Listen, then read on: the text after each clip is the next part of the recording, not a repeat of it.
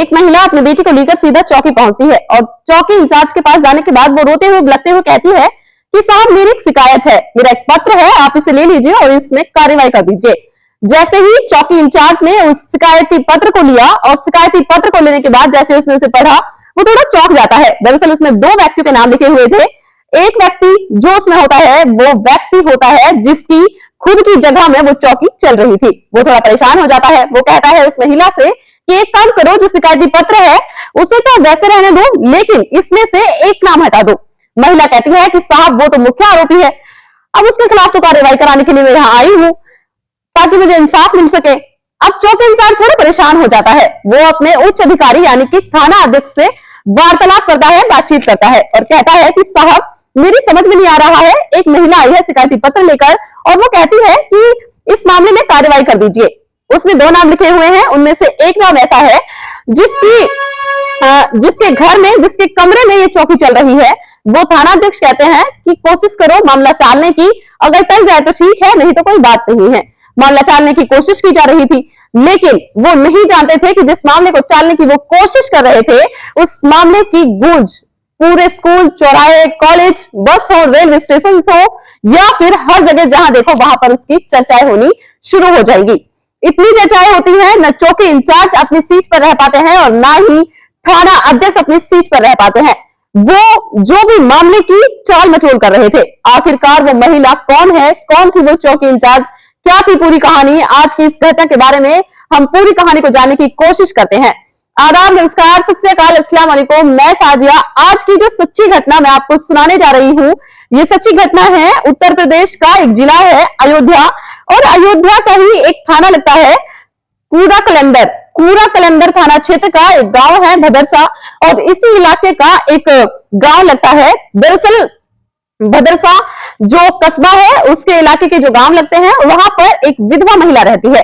विधवा महिला के 4 बेटियां होती हैं और एक बेटा होता है। बेटा सबसे छोटा, जिसकी उम्र लगभग 6 साल के आसपास होती है। 4 बेटियां। घर में खाने कमाने के लिए एकमात्र रास्ता है, वो है मजदूरी करते हैं तो घर परिवार का भरण पोषण होता है, घर का चूल्हा चलता है। दरअसल जुलाई 2024 के अंतिम सप्ताह की मैं बात कर रही हूँ। जुलाई 2024 का अंतिम सप्ताह, जो सबसे छोटी वाली बेटी होती है, जिसकी उम्र लगभग 12 साल के आसपास होती है, उसको अचानक से उसकी तबीयत जो कि खराब होने लगती है। माँ तक बात पहुंचती है। माँ पूछती है कि बेटा आखिरकार क्या परेशानी है, क्या दिक्कत है, तुम इतनी परेशान क्यों हो रही हो। दरअसल लड़की छटपटा रही थी, उसके पेट में बहुत ज्यादा तेज दर्द हो रहा था। माँ पर रहा नहीं जाता, अपनी बेटी को लेकर नजदीकी हॉस्पिटल पहुंचती है। वहां जाने के बाद जब बेटी को दिखाया जाता है तो डॉक्टर उस लड़की को देखकर बहुत ज्यादा परेशान हो जाते हैं। माँ को देखते हैं, बेटी को देखते हैं डॉक्टर साहब, और वो समझ नहीं पा रहे थे कि आखिरकार इस बेटी की जो समस्या है, इस समस्या को इसकी माँ तक कैसे पहुंचाया जाए। तभी वो भी दिल पर पत्थर रखते हुए डॉक्टर साहब कहते हैं कि माँ जी, मैं ये कहते हुए बड़ा परेशान हो रहा हूँ, दरअसल आपकी बेटी अभी 12 साल की है और वो लगभग 2 महीने की प्रेग्नेंट है। ये कैसे हुआ मुझे नहीं पता। जैसे ही मैंने ये बात सुनी, 12 साल की वो लड़की 2 महीने की प्रेग्नेंट कैसे हो सकती है। माँ के पैरों तले जमीन खिसक जाती है। जी हाँ, माँ सोचने पर मजबूर हो जाती है, क्योंकि उसके पति की 2 साल पहले मौत हो चुकी थी। वो अकेली ही है, घर में काम कमाने के लिए वो मजदूरी करके किसी तरह से अपने परिवार को चलाती है। और सबसे छोटी वाली बेटी, 12 साल की उस बेटी के बारे में सुनकर माँ की रूह कांप जाती है। वो सोचने पर मजबूर हो जाती है, रोती है, रोते हुए अपनी बेटी के पास जाती है, हाथ जोड़कर पूछती है कि बेटा तुम्हारे साथ किसी ने कुछ गलत किया है, क्या हुआ है, कैसे तुम्हें ऐसा सब कुछ हुआ। माँ ने उससे कोशिश की, ये सब जो दिक्कत थी, ये परेशानी थी जो वो झेल रही थी, वो लड़की 12 साल की बच्ची, उसे अपने सीने से लगाया, उसे प्यार से, दुलार से पुचकारते हुए पूछा कि आखिरकार हुआ क्या है, तुम्हारे साथ किसी ने कुछ किया है। तब माँ ने अपनी बेटी को सीने से लगाकर ये जानने की कोशिश की तो बेटी फूट फूट करके रोने लग जाती है। वो बताती है कि माँ, करीब 2.5 महीने पुरानी ये बात है, वो मजदूरी करके खेत से वापस आ रही थी तो रास्ते में एक बेकरी पड़ती है, वहां पर एक राजू नाम का लड़का रहता है। राजू नाम का लड़का उसके पास आता है, बिस्किट का बहाना देकर उसके पास जाता है, कहता है कि चलो तुम्हें जो हमारे मालिक हैं उन्होंने बुलाया है। वो नहीं जानती थी कि आखिरकार वहां क्या होने वाला था। वो सीधी सादी बच्ची, छोटी बच्ची आखिरकार उस राजू के बहकावे में आ जाती है, सीधा उस बेकरी में उसके साथ पहुंच जाती है। वहां उसे बिस्किट और साथ में कुछ और ऐसा दिया जाता है जिसको खाने के बाद वो लड़की बेहोशी जैसी हालत में पहुंच जाती है।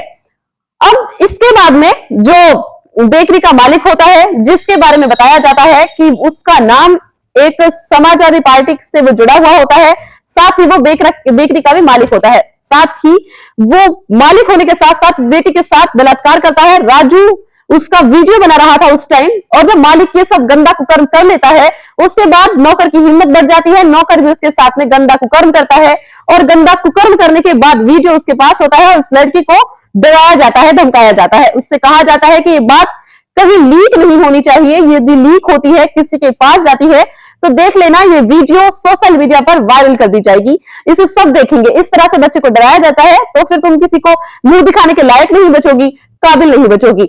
लड़की को जैसा समझाया गया, क्योंकि 12 साल की उसकी उम्र होती है, उसको अच्छे और बुरे के बारे में थोड़ी बहुत समझ थी, लेकिन पूरी तरह नहीं थी। उसे डराया गया, धमकाया गया, उसने इसलिए अपनी जुबान बंद रखी। यह जुबान बंद रहने की वजह से काम नहीं चला, बल्कि उस वीडियो के सहारे से उस लड़की को बार बार बुलाया गया और बार बार उसके साथ ऐसे ही गंदा कुकर्म किया गया। इसी तरह उस बच्चे के साथ होता रहा। वो बेचारी उसका विरोध नहीं कर पा रही थी, क्योंकि उसे पता था कि भाई बहुत छोटा है, पिता उसका है नहीं, माँ उसकी मजदूर है, करे तो क्या करे। इस तरह से बच्ची मजबूर हो जाती है। लेकिन वक्त जैसे जैसे आगे बढ़ता है, उसको एक दिन तकलीफ होती है, और तकलीफ होती है तो माँ को पता चलता है, और डॉक्टर के माध्यम से उन्हें पता चलता है कि वो 2 महीने की प्रेग्नेंट है। जब नाम लिया जाता है कि आखिरकार किसने उसके साथ ये गंदा कुकर्म किया है, तो माँ एक प्रार्थना पत्र लेकर सीधा चौकी पहुंचती है, और जब चौकी में पहुंचती है तो जो चौकी यानी कि मदरसा भदरसा एक चौकी होती है, भदरसा चौकी के जो इंचार्ज होते हैं, तो उनके पास जब जाती है तो जाकर कहती है कि अखिलेश गुप्ता बताया जाता है उनका नाम, कि साहब मेरी बेटी के साथ ऐसा गंदा और घिनौना कृत्य राजू और उसका जो मालिक होता है मोहित खान ने किया है, जो कि एक बेकरी चला रहा है, जो कि समाजवादी पार्टी का इसी कस्बे का नगर अध्यक्ष यानी कि भदरसा का नगर अध्यक्ष है। जैसे चौकी इंचार्ज ने बात सुनी, चौकी इंचार्ज भी परेशान हो जाता है। दरअसल जो चौकी भदरसा में चल रही थी, वो इसी मुख्य आरोपी के घर पर चल रही थी, उसके कमरे में चल रही थी। ऐसी स्थिति में उसने उस महिला को सलाह मशवरा दिया कि एक काम करो, तुम इसमें से जो मालिक है इसका नाम हटा दो, नौकर का नाम रखो, तो मैं इसमें कार्रवाई आगे करने की कोशिश करता हूं। जब इस तरह की बात थी तो महिला ने कहा कि साफ साफ कि मुझे तो इसमें दोनों ही आरोपी के खिलाफ कार्रवाई करनी है, क्योंकि मेरी बेटी ने बोला है। बेटी ने जैसे बोला, माँ ने वैसा करने की कोशिश की। चौकी इंचार्ज ने कुछ ना कुछ बहाना बनाने की कोशिश की। वक्त आगे बढ़ने लगता है, महिला फिर से आने लगती है, और उसके बाद में मामला थाना अध्यक्ष तक पहुंचता है। थाना अध्यक्ष को बताया जाता है कि तरह तरह के बहाने करने वो भी लगते हैं और एफआईआर दर्ज नहीं करते। तब ये महिला थोड़ा परेशान होकर के एक किसी कस्बे की ऐसी जगह की एक महिला होती है जो कि सामाजिक कार्यकर्ता होती है। बात जब वहां तक पहुंचती है तो वो महिला इस महिला के साथ में सीधा थाना पहुंचती है। थाने चौकी का वो रुख करते हैं दोनों, और जाकर कहती है कि एफआईआर दर्ज क्यों नहीं करते। इसी बात पर वहां कहासुनी होती है, और कहासुनी कुछ ज्यादा बढ़ जाती है।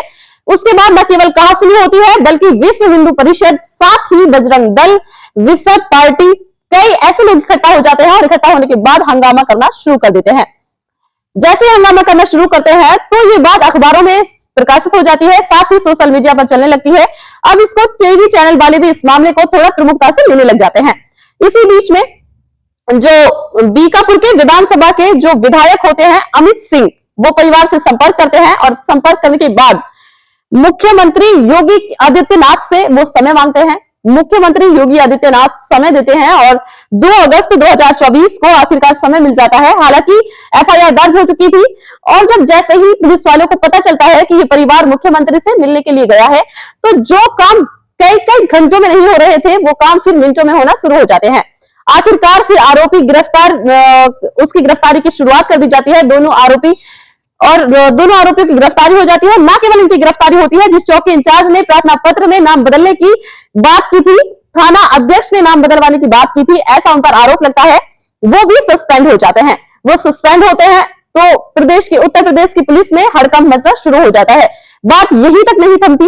मुख्यमंत्री योगी आदित्यनाथ सिंह जी विधानसभा में खड़े होते हैं, और विधानसभा में खड़े होकर अयोध्या का पूरा कलिंदर थाना क्षेत्र के उस इलाके की 12 साल की बच्ची की उस पूरी कहानी को बयां करते हैं, और कहते हैं कि जो मेन आरोपी है, मुख्य आरोपी है, उसका सपा में वो समाजवादी पार्टी से उसका लिंक होता है, उसके वो कार्यकर्ता होते हैं, लेकिन कोई एक्शन नहीं होता। उस साथ में वो ये भी कहते हैं कि वो सांसद की टीम का हिस्सा है, और जो सांसद की टीम का हिस्सा है तो आखिरकार उसके ऊपर कार्रवाई कैसे हो सकती है। बस इतना बोलना था। उसके बाद में जाहिर सी बात है ये मामला फिर सोशल मीडिया, इलेक्ट्रॉनिक मीडिया और पूरे देश भर में चर्चा का विषय बन जाता है। अब जो शासन होता है, प्रशासन होता है, वो एक्टिव हो जाता है और एक्टिव होने के बाद जो ये दोनों आरोपी होते हैं उनकी गिरफ्तारी तो हो ही जाती है, साथ में उनकी जगहों की पैमाइश करना शुरू कर दी जाती है कि आखिरकार उसके पास कितनी जमीनें हैं, कितनी अवैध रूप से हैं, कितनी वैध रूप से हैं।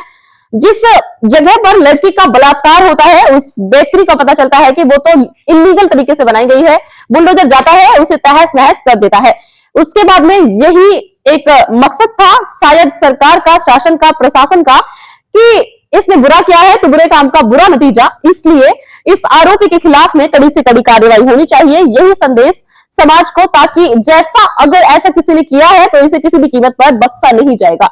क्योंकि मामला जो मुख्य आरोपी है वो समाजवादी पार्टी से जुड़े होने के वजह से अखिलेश यादव पूर्व मुख्यमंत्री और समाजवादी पार्टी के जो प्रमुख हैं उन तक जब बात पहुंचती है तो उन्होंने अपना एक बयान, यानी कि वो ट्वीट करते हैं, ट्विटर में कहते हैं कि डीएनए टेस्ट कराकर इंसाफ का रास्ता निकाला जाए, साथ ही आरोप लगाकर सियासत ना की जाए और डीएनए रिपोर्ट झूठी हो तो संबंधित अधिकारियों पर कड़ी कार्रवाई होनी चाहिए।